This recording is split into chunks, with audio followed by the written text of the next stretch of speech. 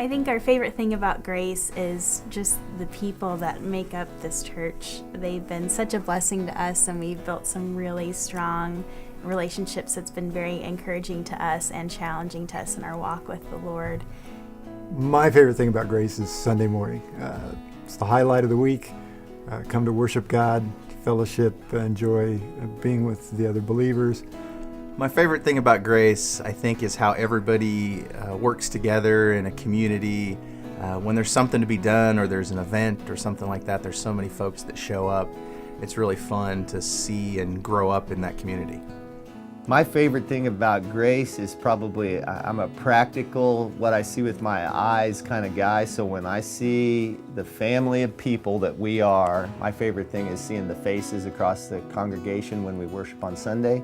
My favorite thing is seeing the kids when we're at VBS or Sunday school, and seeing some lives that have been down and God's worked to bring them up, other lives that have been up and God's working in tough spots in their life now, and other lives where you just see on their face really the sunshine of God's grace and the miracle of Him calling and changing hearts and bringing people into the brotherhood and the sisterhood of Christ. I've seen the growth of Grace from back in the days when it was like 75 people meeting at Deerfield School, through a couple of building phases, more and more folks coming to worship God and be blessed and ministered to, and it's just been tremendous growth, and it's been really exciting. One of the neat things about our church is that there are a lot of people that are coming here and really being fed by the teaching that's happening.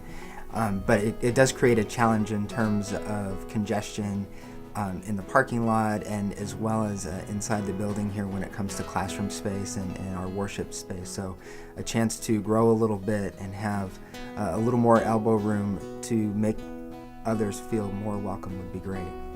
You know, when new visitors come, they feel this church is so big that it's not for me. They don't really want to invest in me because there's not really a place for me to sit. So they're probably turned off and might move on and find something somewhere else to go. So if you teach a children's class or you attend a Sunday school class for adults, you're either sitting in the hall or in a very tight space with a whole bunch of other people that are in that tight space. So the number one, I think, primary need we're going to try to satisfy by building a larger facility is to get some more space for people that are trying to get in the doors. If you come in and you're forced to sit in the front row and you're new, that's rather uncomfortable. Or if you come in and you're forced to stand in the back, that's rather uncomfortable. So I think more space creates more comfort, creates more opportunity for folks who just don't go to church to feel, oh, this is a comfortable place to come. This is an inviting place to come. Yeah, I think the ability to have more space and do more ministry will afford the opportunity for more people to be involved and more people to feel comfortable in the body.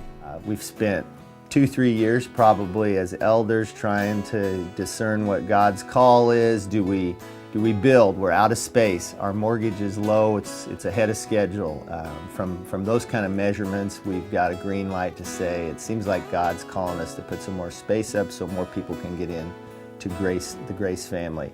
Commitment Sunday is important to our building project so we can get a good handle on the level of financial commitment that people have to the project, so we can plan for how to move ahead. Whether or not we can do that in large part is going to be measured on whether we can pay for it. And Commitment Sunday will be a measurement tool to say we want to build some more space. Do we have the money to go ahead and build that space?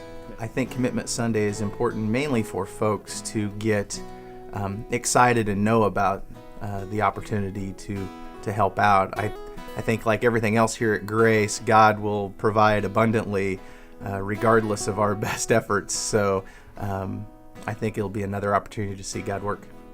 Where that hits you as a family or an individual is only going to be determined by you inquiring of God and what God's calling you to do. And there is no other measurement tool besides that. Jesus preached in a crowded home, and people that couldn't get in just made a hole in the ceiling and lowered folks down. So trusting in God through this whole thing is also important. He's going to work whether we have money to build or whether we don't. But the number one thing that I enjoy most are the faces and how God's worked and to see more faces with God working in their lives, that'd be a good thing.